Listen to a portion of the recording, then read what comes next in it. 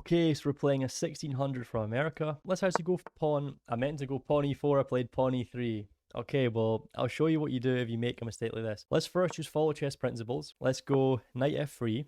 He's pinning. Let's just get this pin away. He's given up his bishop, so I'm already happy with this because in chess, bishops are better than the knights. Let's go for this weird setup. Oops, I didn't mean to play that. Okay, my opponent's played this. This is ridiculous. This just blunders a pawn.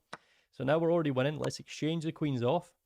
Now we're going to take this pawn. We're completely winning here. We're a pawn up, and let's see how we'd convert this endgame. So from an open I didn't even mean to play to now being up in a winning endgame after 8 moves. So let's just castle the king. He's attacking. We're coming back. We don't want to let him take off the knight for the bishop. I want to fianchetto the bishop. Let's bring it on the long diagonal. So let's fianchetto my bishop.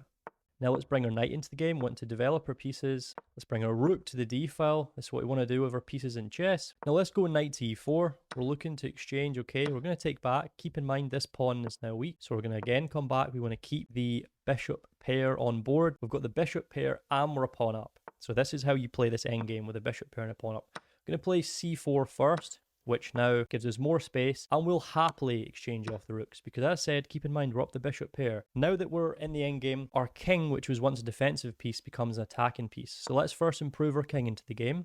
Okay, now opponents come back. This just simply blunders a pawn, and now just take.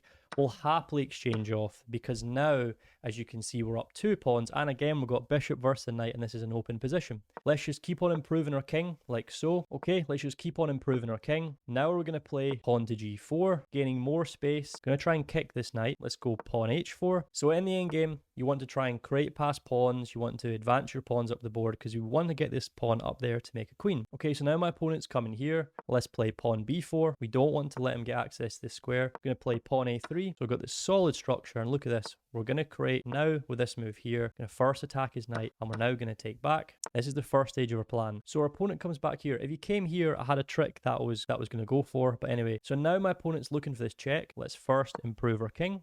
We stop our opponent's ideas. Now we're going to go after this weak pawn that he has. Okay, so now we're going to simply take this back. And now here, I'm pretty sure we can capture. He can't come here, here, here. Check doesn't matter. So yeah, let's take this pawn and look at this. This pawn is 3 squares to advance in. So now we're just going to move our king in the direction of where our pawn is. He's coming here. You always need to look for his moves. He can't take this because the bishop defends. This check here doesn't matter. Let's push our pawn. So you say past pawns must be pushed.